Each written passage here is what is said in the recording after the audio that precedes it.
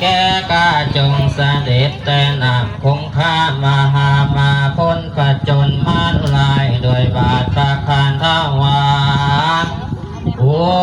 พระพุทโตมหานเทโลขิชาพุทโตมัสสะโมทายโยเอกามาโลเตนสามาโลปารายันตุโยโยอุปาคุตโตมหานเทโลยังอุปาคุตตังมหาเทลังกายากายังพันธามารัสสะสวัสดีสัพเพยัคขายันโตสัพเพพยาปรายันโตสัพเพปิสาปรายันโตพุทธาสังมิมาหิมาบังพุทธังธัมมังสังฆังมาบังอิสวาสุสวาหิอิกิมาบังกุจะบังทางข้างซ้ายได้3,000ว่ากุจะบังทางข้างขวาได้3,000โยชน์บังทางวัวขั้วอยู่ใต้ล่างบังทางผู้ยางไปเอาฟืนบางทางผู้ยืน1เข่าบางทางผู้เฒ่าผู้หนุ่มและเด็กแดงผีนอนแข้งอยู่ถ้ำตะวันออกผีปอกหลอกอยู่ถ้ำตะวันตก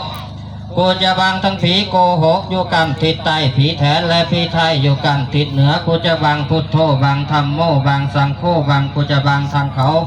ใส่หน้าไม้งวดธนูเขาใส่กูเบอร์ถูกกูจะบังทั้งเขาใส่หูบและใส่ห้อยกูจะบังทั้งเขาใส่หวานการกำและการไล่กูจะบังทางตาหน้าและพ่อแม่กูปัจจุบังตุสิตโลนะโมบังตุสิตโลนะโมตันติ10หน่วยผู้คอยมาบังหลัง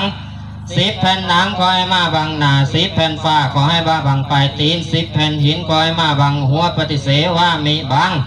โอมปิดโอมบังกูจะบังทั้งผ่าปกหัวกูจะบังทั้งบัวบังนากูกสิบังทั้งฝากระดานท่อง3ห้องกูสิบังทั้งหัวกันไดกูเคยอวยขึ้นกูกสิบังทั้งเสือปูนอนกูสิบังทั้งหมอนและเสือกูสิบังทั้งเนื้อและเสือสวมต้นกูสิบังทั้งพวกงัวแม่ไล่กูสิบังทั้งควายแม่เวอกูสิบังทั้งเสาเฮือนตั้งกูสิบังทั้งดังกูเองกูสิบังทั้งลูกกูอยู่ข้างตักกูสิบังทั้งเมียหักกูอยู่ภาคข้างกูสิบังทั้งพี่น้องที่อยู่น้ำกันเขาฟันแทงยิ่งกูให้เราปืนมันแตกให้ถึกเจ้ามันตายโอมนะโมกวดแกงโอมนะโมกวัดแกงบ้านเฮือนกุสีนอนโอมกระจาดโอมกระจายโอมสหายเธอพุทโธบังจุกุธรรมโมบังจุกุสังโฆบังจุกุพุทธาสังมิมหิสุตังสุอานาอาสหับบังทุกใส่โยเมื่อนานบันพระยาบรมสีสุสายเดตุนแกนเงาจอมเจืองเจ้าจอมจ่าบุญส่วนเสยสักสอบหกเท้ากอบกาบกันละเป็นที่อาจสานจันละเสียงละเนื้อละนั้นละเกลือนกองเสียงตื้อต้องสากู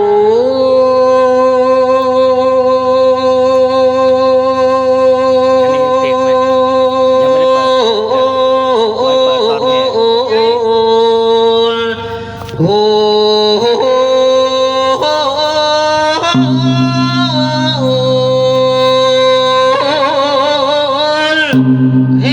พาใจสันสถานปันทั้งปวงทางข่าวหลวงกว่าสุเนโนลาดไหววันวาดเดียละดานด้วยอาการพระบุญเอาจอมเจืองเจ้าสนใสปัญญาไว้คิดมอกับทั้งนางหน่อยนอพุทธดี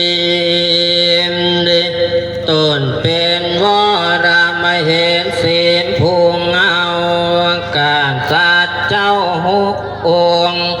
จึงลงมากระสุมละนุ่งละพำพรอ่อนอ่อนน้อมเป็นอันหนึ่งอันเดียวกา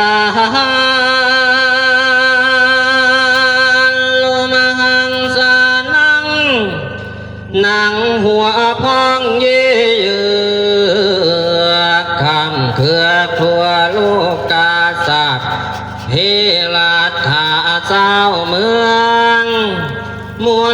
กมัวสามผู้พ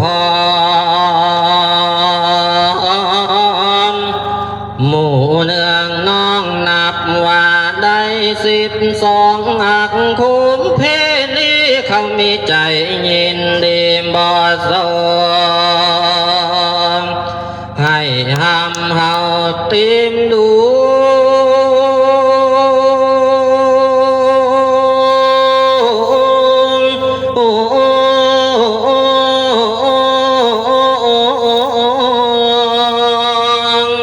กลางพวงไพรหิมวานเนื้อนกขาดใจตายเพิกสาวางใบไม้ล้นดอกไม้มนมองดวงในไพรหลวงรสมานห้องให้ขาดสายโยมศพกัดตีนจ้องใจเอาบาดไทยทุลผมยินพระลมลำบากสั่งมาเกิดยากด้วยดอมเท้าบ่าวบ่อเมื่อเมืองข้าปรานมมือเนื้อง10 นิ้วตั้งไว้เนื้อวางคิวกราบไหว้สาธุการข้าน้อยขอวอนวอนดอมสองกุมารนอไทยห้องห้ามให้ลูกอกอยู่วัน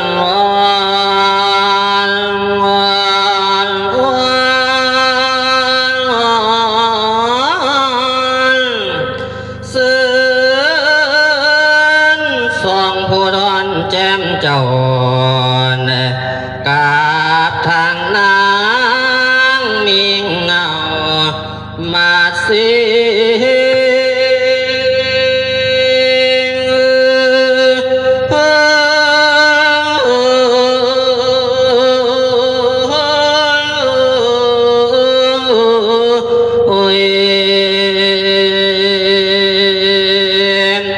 ด้วยสิสวัสดีว่าเศร้าไหวพระเวสสันตราเจ้าวางตาวันจะน้อยอิสโรลาสากะเรนตันโดมภูมิภูดังนี้เป็นข้อ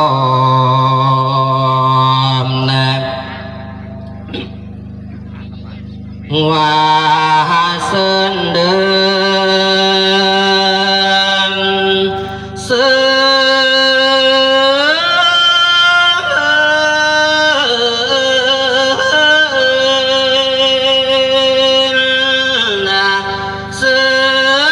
นพาในคืนเมื่อห้องนครทองปองปีนปิ่นปองเสวยเขาเจ้าดังเดิมเสวนพระศิลาแม่ป่าลาแล้วแม่เลี้ยงเมืองบ้านให้มนมองนะว่าเส้นเดิ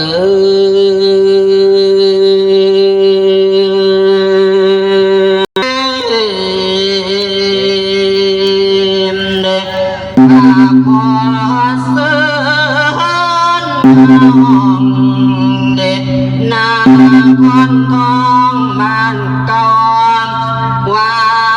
ซึ้ง